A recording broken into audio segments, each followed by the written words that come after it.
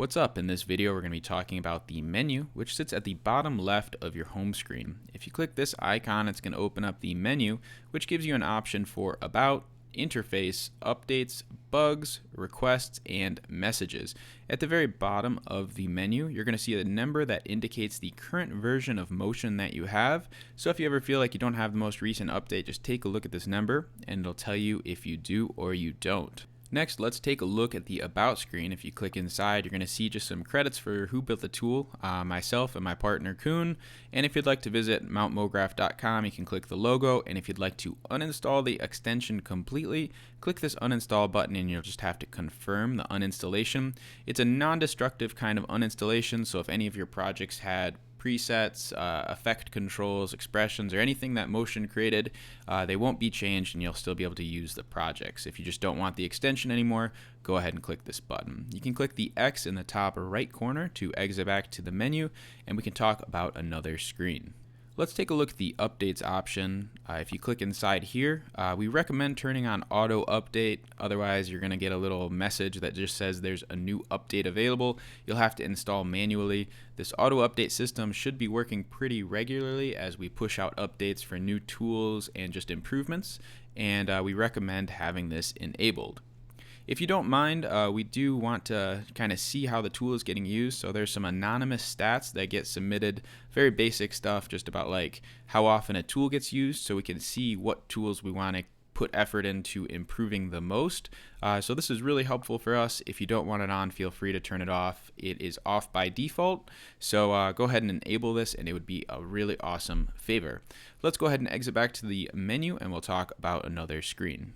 Next, let's take a look at the request screen, and on this screen you can submit any ideas, improvements for tools, pretty much anything and everything you can imagine that you might notice or think about while using Motion.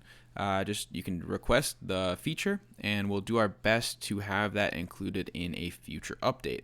So basically, if you have a quick summary of what the idea name is or description for the tool, a small improvement to an existing tool, or just a completely new tool, just go ahead and add an idea name. You can then go and add an idea description, so type as much as you want or as little as you want. Anything that you think might be helpful, go ahead and drop in this little box, and that's going to help us just try to understand what you want to see, so we can go ahead and build that for you. If you don't mind, you can enter your email down at the bottom, and if the idea is a little bit complex or kind of hard to understand, we may or may not reach out to you just to try to get some more information so we can make sure we're building the tool how you want it to be. And any of these requests or ideas are going to just automatically come through the auto update system or update system. They're included in your lifetime license, so yeah, this tool hopefully will get a lot better. Once you're happy with whatever you've typed up, go ahead and click the send request button, and it's just going to drop us an email directly from the panel to us, and we'll be able to take a look at this and try to get to work on it as well. Go ahead and close this. It's going to take you back to the home screen, and we'll go ahead and back to the menu and look at another screen. Kind of similar to the request screen is a screen called Bugs. If you click inside this, if you bump into any errors, bugs, problems, or issues with the Motion panel, you can just basically type up a quick description of the subject that you kind of wound up with. So an error, hopefully you don't see very many, and a description on how you created this error just so we can go ahead and check that we're fixing it. Check the error, as much information as you want or anything you think might be helpful for us to find this error or issue you've experienced. And if you do want to follow up or think that we might not understand how to recreate this error, you can drop your email here. Again, it's not required, it's an optional kind of form. And then go ahead and click the send bug report button, and this is going to drop us an error report that we can go ahead and dig into and try to fix whatever you found. So let's go back to the menu one more time and talk about the messages. If you click inside the messages screen, you're going to see some past messages we may have sent out. They could be anything from just some small information about what was fixed in an update or added as we move forward. Maybe some small tips or GIFs on how to set up certain things. If you haven't checked out a video on the website I think you're currently on, like motion.guide. And yeah, it's pretty self-explanatory, just a small little messaging system where you can browse past messages and maybe even click through to certain links that might be helpful for you. So let's exit back to the menu screen and take a look at the interface options. If you click the interface icon, you're going to see we wind up on the interface screen, which gives you 5 quick options to kind of customize your experience using motion, and just a couple ways to kind of tweak how the tool works. We'll be expanding the screen with more options as motion gets a little bit larger and there's more stuff to change. For the time being, there's just these 5 options. So let's start at the top with enable hotkeys. This option I actually recommend just having disabled. We recently found out that it does interfere with the keyboard shortcuts that come by default in After Effects. So we're working on a way where you can customize your own hotkeys in a little bit better manner. So this option is not that helpful right now. I recommend just having it disabled so you can continue using After Effects properly. The next option is for multi-monitor support, and this can be a little bit confusing to start. So first, let's have this option off, and if you're on a single monitor, a single screen, I actually recommend keeping this on because you get a massive performance boost. So sometimes when you run a tool, you might see a very brief flash on the screen, and this is actually giving you a big performance boost in terms of what After Effects thinks it needs to do. For some reason, After Effects, if you had like 100 layers and you changed one of them, it thinks that it needs to re-render all 100 layers, and that can waste a lot of your computer resources. So if it doesn't see that an option got changed, so we like hide your composition with that brief flash, it doesn't know that it needs to re-render something. So it's kind of like being a sneaky way to tell After Effects to work properly. So if you don't mind this flash, I recommend having this option turned off.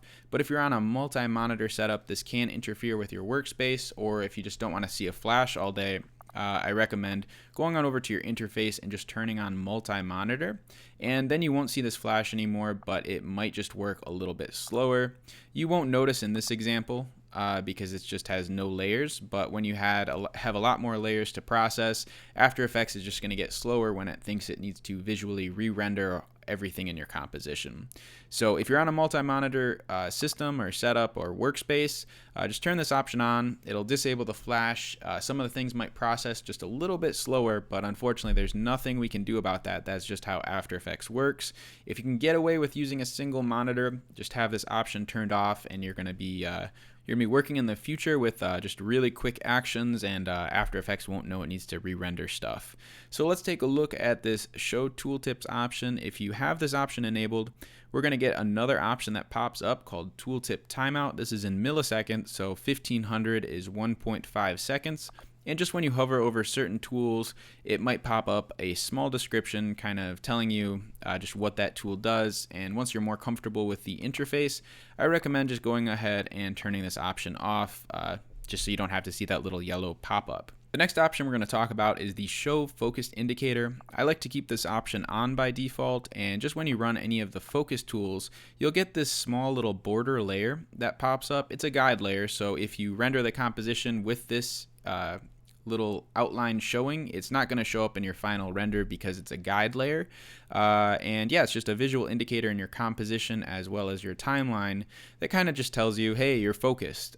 So I like to have this option on. I think it's pretty handy. So I'll go ahead and refocus. We'll remove that layer and go back to the menu, interface, and take a look at the Show Timeline option. Go ahead and disable the Show Focus Indicator, and when you turn on the Show Timeline, it's going to show you a small little timeline down at the bottom. There's a video on this motion.guide site that talks about using the timeline control. If you don't think this is something that you find very helpful and don't really want to use, go on over to your menu, interface, and just disable the Show Timeline, and you're going to see that we no longer have the timeline on the bottom of the home screen.